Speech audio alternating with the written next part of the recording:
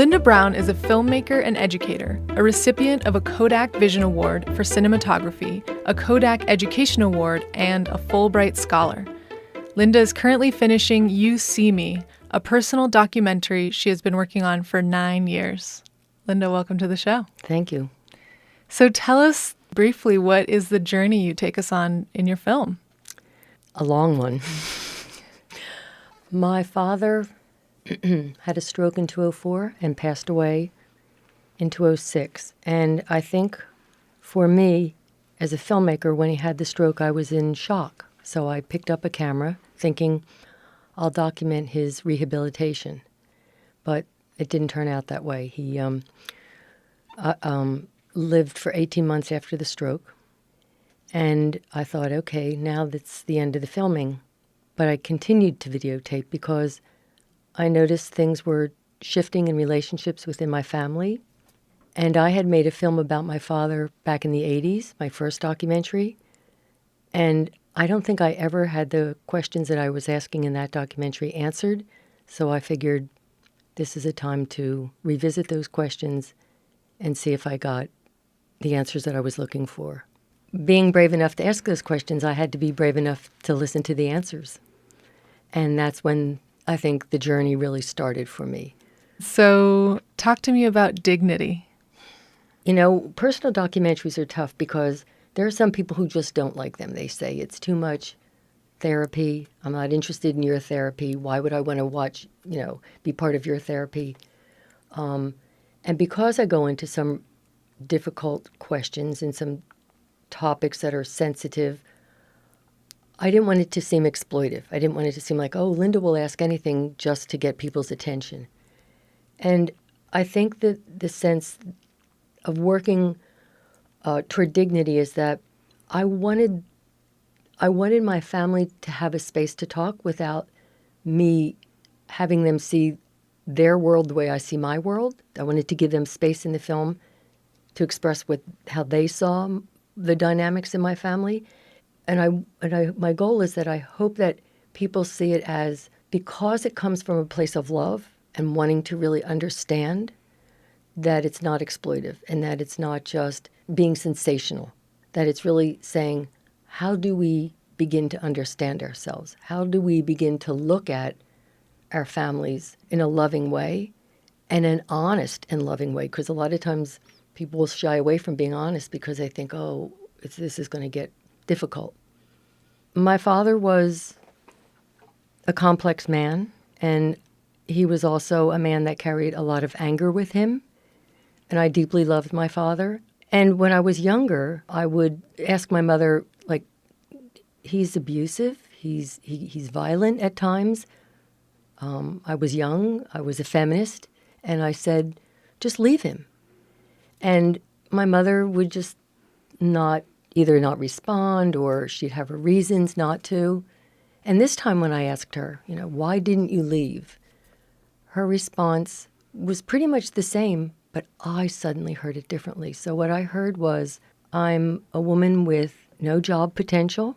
At that time there were 3 kids in the family. Then she had my brother, so then there were 4. Your father's the breadwinner. Where would I go? There were no, or if there were, I wasn't aware that there were shelters for women at that time. And all of a sudden, I realized that's a really reasoned, logical answer. It's not a weak excuse, which is what I saw it as when I was younger. She has thought through the options, and they're very limited. And this one, to her, seemed like the best option that she had. So it was interesting for me to see that the same answer seemed different to me. And then the conclusion I came to was, oh, then I must have changed in my understanding. That things were not as black and white as they were when I was younger. They seemed to be in the gray areas, and they were complex. And how do you feel that as a woman filmmaker, you tell stories that are traditionally untold, hidden, considered private or shameful, especially around domestic issues?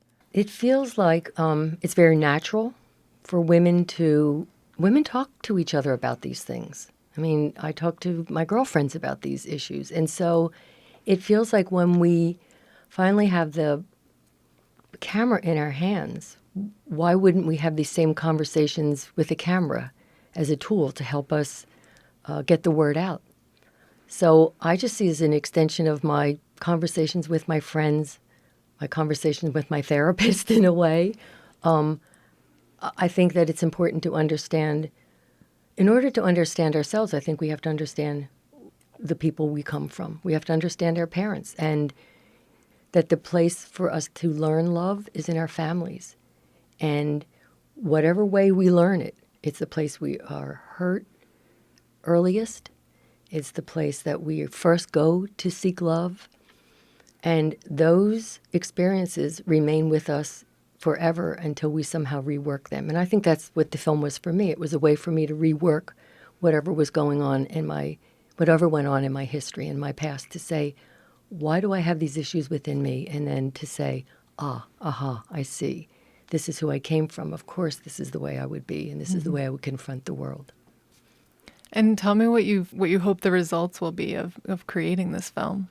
Well, one of the issues, there are a number of social issues that are dealt with in the film, obviously, issues of stroke, issues of my family becoming the primary caregiver, all these really important issues. But the one that has the most resonance is the one of domestic violence. And I think often when we think about domestic violence, we think of the most extreme cases where, people are badly beaten, and there's the physical violence is to an extreme. But in my family's case, it wasn't that. There was some physical violence, but it was very much an emotional violence, an intimidation, a power. Oh, he could lose his temper. Oh, what does he think? Oh, is he going to get mad tonight? It was my world revolved around, let's make sure things are going to be okay. And I think that probably in the population, that's where many people will relate to the film, that people who have not been able in the past to say, oh, yeah, there was domestic violence in my family, because they wouldn't say, oh, well, my mother ended up with black eyes and I had broken arms. So they would say, well, I don't relate to that. But what I'm saying is, let's look at can we look at this on a broader scale?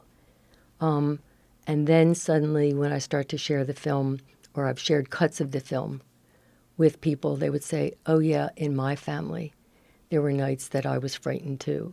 And so I'm hoping that's the audience that it will reach, a much broader audience of not as the extreme of physical violence, but also the intimidation, the emotional violence that goes on too.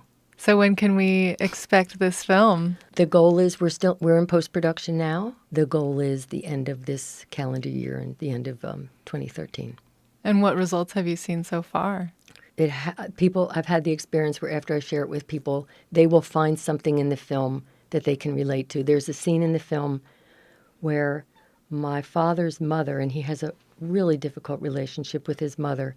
She's 100 years old. She's in a wheelchair.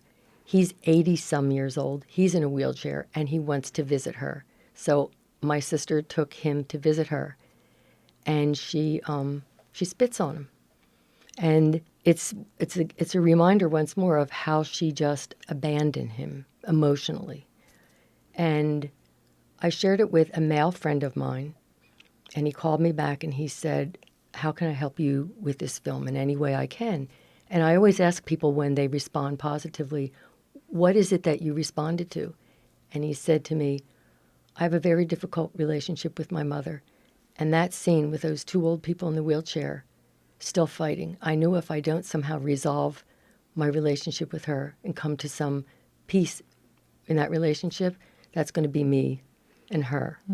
And so it resonates with people saying, we have to do that work. And not to say that we can change our parents, because it's not about changing them. It's just within ourselves saying, how do I see them? And that's what I wanted to do in the film, to not justify or excuse what my father did, but just to say, I don't believe he was an evil person. I don't see him as someone who woke up in the morning and said, how can I make my family's life miserable? He was a man who carried a lot of baggage with him, a lot of his past with him. And that's what I was curious to look at. Like, what was going on in his past that even though he wanted to love us and he wanted to be, and he was a great provider and he was very nurturing in many ways, what just went on in him when he couldn't stop his anger and he couldn't stop acting out on that anger?